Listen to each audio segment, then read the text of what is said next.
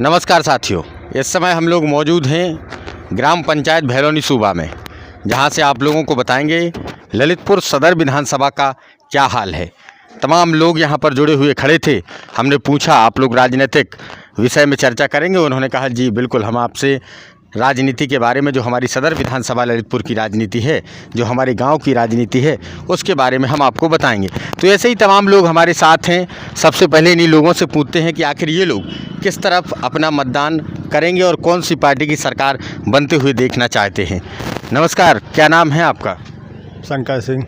तो शंकर सिंह जी, क्या लग रहा है 2022 में कौन सी पार्टी उत्तर प्रदेश में अपनी सरकार बनाने जा रही है? अब बता तो रहे हैं कि सरकार बीजेपी की बनेगी।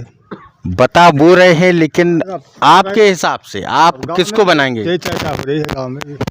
तो आप भारतीय जनता पार्टी की सरकार बनते हुए देखना चाहते हैं। हाँ, तो पिछले 5 साल में ऐसे क्या कार्य रहे हैं भारतीय जनता पार्टी की कि आप भारतीय जनता पार्टी की तरफ हैं?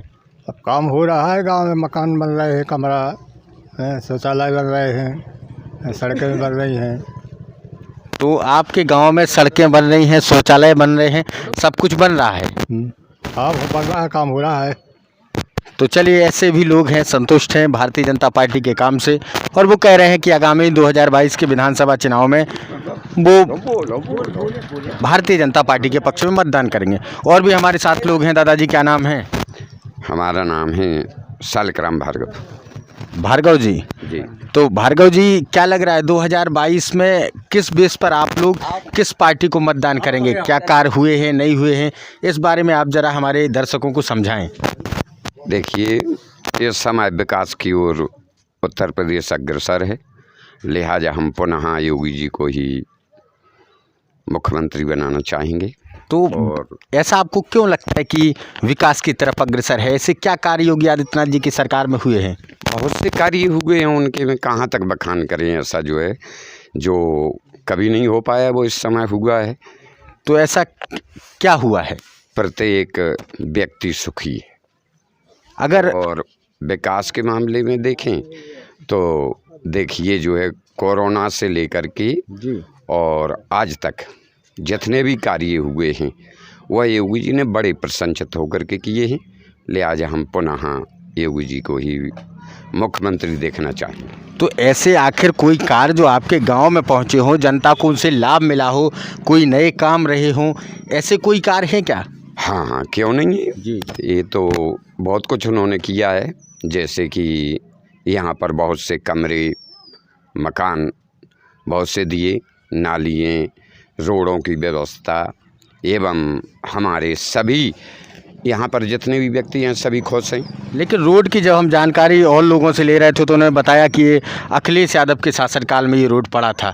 तो अब ये तो ध्यान नहीं कर पाएंगे कि किसके शासन में पड़ा था, लेकिन पड़ा, लेकिन पुनः मरम्मत और सभी कार्य तो यही 5 साल में हुए हैं और जो है हो रहा है। चलिए, तो दादाजी प्रसन्न है भारतीय जनता पार्टी के शासनकाल से। अब अगले हमारे साथ और भी कुछ लोग हैं। क्या नाम है भैया? हमारा रामस्वरूप यादव। जी, तो रामस्वरूप यादव जी, इस बार 2022 के चुनाव में क्या लग रहा है, कौन सी पार्टी आगे निकलेगी? वैसे जो चर्चाएं हैं, चर्चाओं की तो अफवाहें और चर्चाएं दोनों हैं, लेकिन समाजवादी पार्टी की सरकार बनने जा रही है। हमारे यहाँ भी समाजवादी पार्टी को वोट मिलेगा और वही पार्टी आगे सीएम बनेंगे। तो अखिलेश यादव जी, ऐसा क्यों आप अखिलेश यादव जी को पसंद कर रहे हैं? उनके टाइम में बहुत से काम ऐसे हुए हैं, जैसे पेंशन, विधवा पेंशन, महिलाओं को पेंशन, लैपटॉप, बहुत सी ऐसी योजनाएं हैं जो अखिलेश यादव के टाइम में थीं, आज नहीं हैं। बहुत लोगों की पेंशनें आज समाप्त हो चुकी हैं। तो इसलिए हमारे लोग और लगभग यही लग रहा है कि समाजवादी पार्टी की सरकार बनेगी। तो तमाम एग्जिट पोल जो कहीं 160, 65 एक सिवाय एक एग्जिट पोल के, जिसने 204 से 211 सीटें दी, इसके अलावा सभी एग्जिट पोल कहीं ना कहीं फाइट में मान रहे हैं, 160, 65, 70 तक पहुंचा रहे हैं, लेकिन वो सरकार बनती हुई भारतीय जनता पार्टी की दिखाई उनमें दे रही है। तो इन एग्जिट पोलों के बारे में आप क्या कहेंगे? नहीं, वो अच्छा है। एक तो सबसे पहली समस्या है कि मीडिया जो है वो भाजपा की गुलाम हो गई है। मेन चीज़, मीडिया बिक जाती है, इसलिए पूरा प्रचार प्रसार बीजेपी का करती है। मेन चीज़ है, केवल मीडिया ही हाई फाई करती है बीजेपी को। बकाया धरातल पे देखिए, कई जगह जहाँ पे बीजेपी को वोट ही नहीं मिल रहा है। धरातल पे कुछ और है और हवाई फेर कुछ और है। चलिए, हमारे साथ एक और लोग हैं, उनसे एक सवाल मेरे ध्यान में आता है। सदर विधायक राम रतन कुशवाहा जी, उनसे आप कितने प्रसन्न हैं? अब ठीक है, जो पार्टी ने जिसको टिकट दे दिया उसी से प्रसन्न है। आने वाला जो समय होगा उसमें विधायक जी से ही आपको कार्य पड़ेगा, विधायक जी आपका कार्य कराएंगे, तो उनकी प्रति आपकी क्या सोच है? उनके प्रति तो प्रक्रिया यह ठीक है, वैसे पार्टी बदल देती तो अच्छा था, लेकिन नहीं बदला तो जो है हम लोग तो बीजेपी के हैं, तो बीजेपी के साथ हैं, और जो उनने टिकट दिया उसी के साथ हैं। चलिए, तो और भी हमारे साथ लोग हैं। दादाजी क्या नाम है? दुर्जु ना। तो दुर्जु जी, इस बार 2022 के चुनाव में आपका क्या रुझान होगा? अब हम नहीं खुद समझ पा रहे कि हम अनपढ़े आदमी हैं, मतलब इस तरह के यहाँ। तो चलिए, हमारा कहने का मतलब ये है कि 2022 में आप किसके पक्ष में वोट डालेंगे? साइकिल पर, फूल पर, हाथी पर, पंजे पर, किस पर अपना मोहर लगाएंगे? अब हम लोगों की देश क्या जितने जीत दिखानी होता है दे दी, हम लोगों को का जानकारी के का तो अभी किसकी जीत लग रही है आपको? झक्का क्या सकत का की हो रही है, अब तो चल रहा प्रचार।